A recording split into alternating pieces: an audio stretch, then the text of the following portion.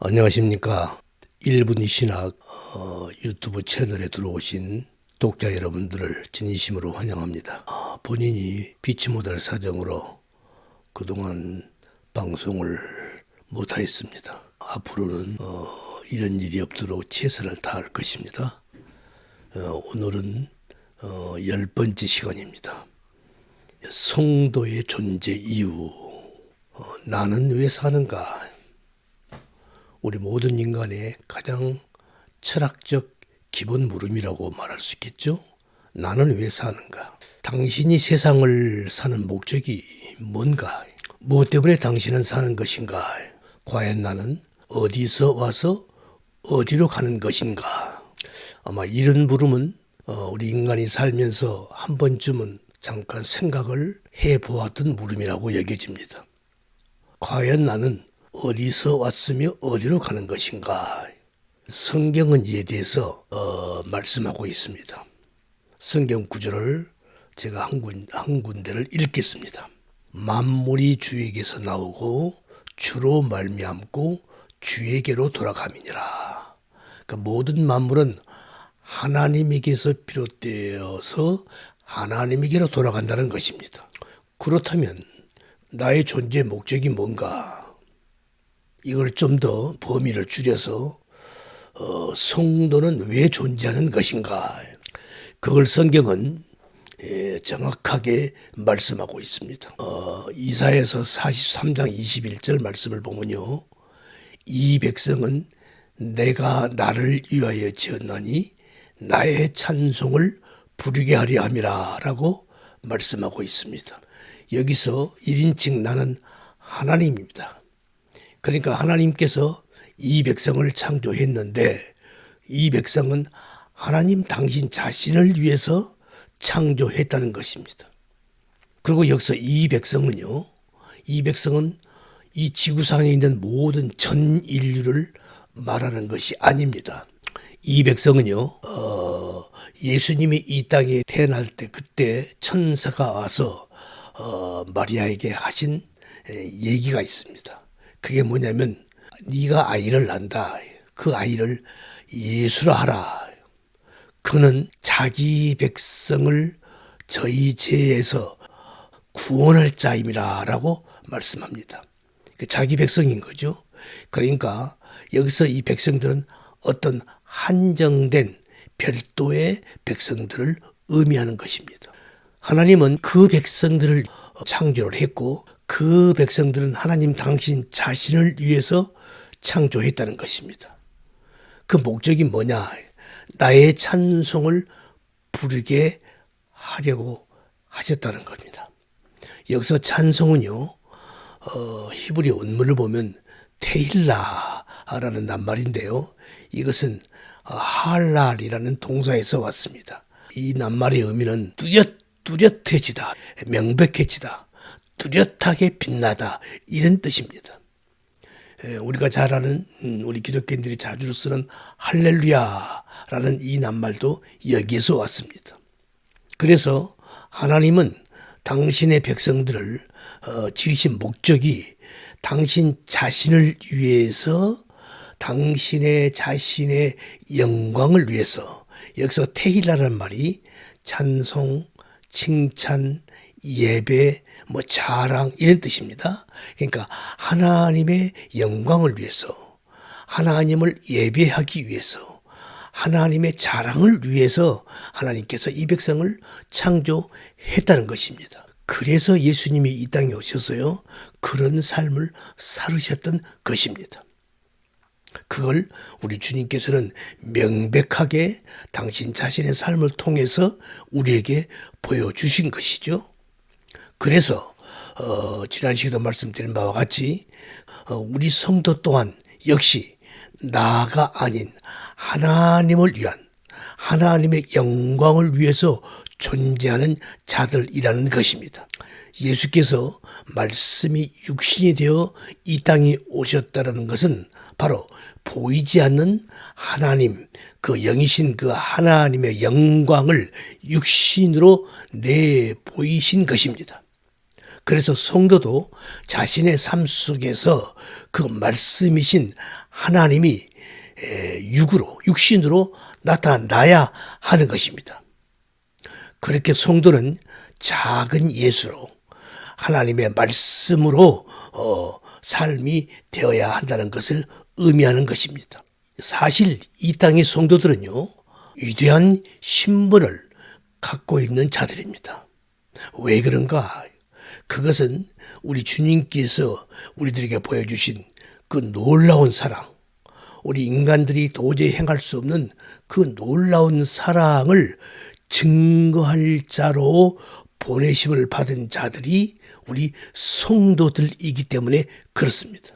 우리 주님께서 우리에게 보신 그 놀라운 그 사랑은요, 세상적 논리로, 세상적 방식으로 살아가는 사람들에게는 결코 꿈도 꿀 수 없는 일입니다. 그래서 우리 성도들은 그 사랑을 위해서 보내진 자라는 사실을 한순간도 잊어서는 안 되는 것입니다. 그래서 사도 바울도 우리더러 그 빛을 발하는 삶을 살으라 라고 말씀하고 있습니다. 에베소서 5장 8절을 보면요, 제가 읽겠습니다. 너희가 전에는 어두움이더니 이제는 주 안에서 빛이라. 빛의 자녀들처럼 행하라.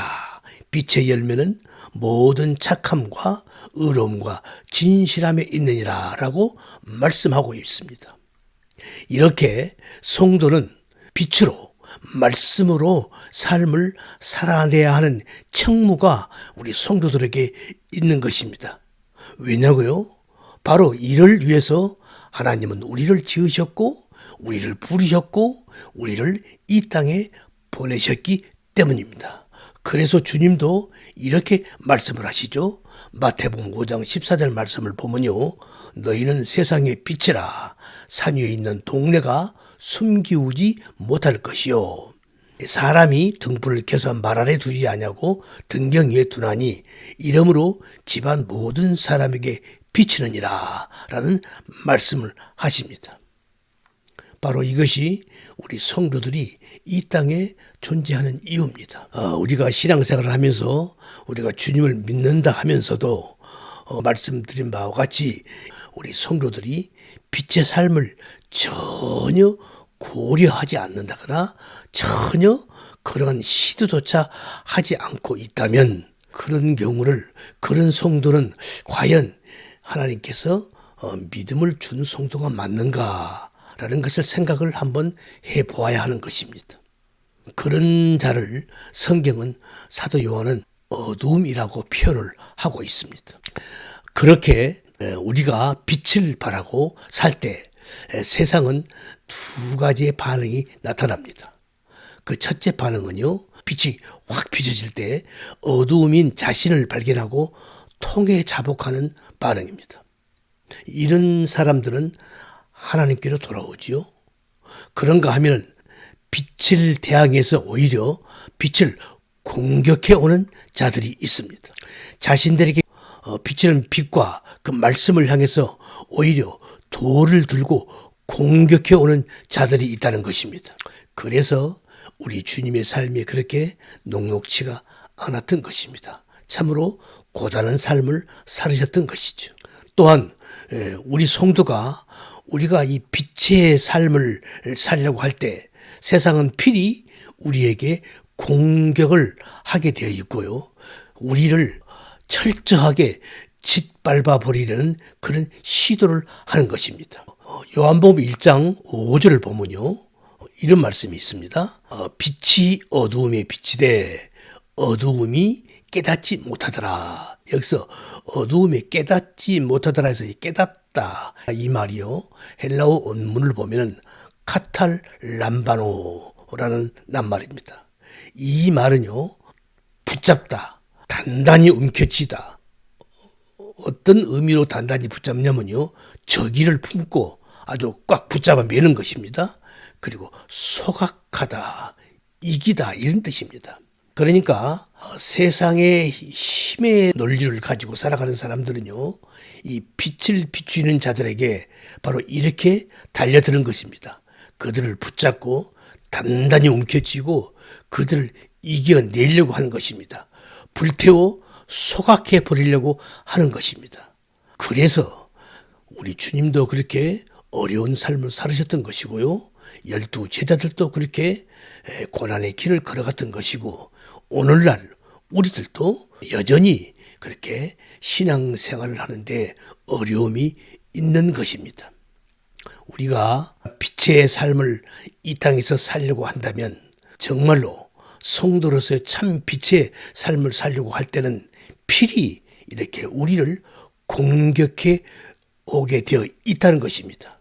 우리를 소각시켜 버리려고 하는 세상이 그러한 공격을 해 온다는 것입니다. 그래서 우리 성도 또한 지난날 우리 주님처럼 12 사도처럼 믿음의 선진들처럼 우리들도 빛으로 말씀으로 살아가려고 할 때 힘이 들고 어려운 삶이 우리들에게 다가오는 것입니다. 사랑하는 성도 여러분, 어떻습니까? 신앙생활 하는데 힘이 듭니까? 어렵습니까? 괜찮습니다. 지금 당신은 잘 가고 있는 것입니다. 그게 하나님께서 우리들에게 허락하신 놀라우신 하나님의 축복의 길이라는 사실을 우리는 성경을 통해서 앞으로 제가 설명을 할 것입니다. 다음 시간에는 그렇더라면 우리 성도들에게 그렇게 비춰지는 그 어려운 삶, 고단한 삶, 패배 같은 삶, 과연 이것은 우리 성도에게서 어떤 의미를 주는 것인가? 우리 주님께서는 우리 보고 승리하라고 그랬는데 과연 그게 승리의 삶인가? 라는 그런 문제를 놓고 말씀을 드리려고 합니다. 오늘은 여기까지입니다. 수고하셨습니다. 감사합니다.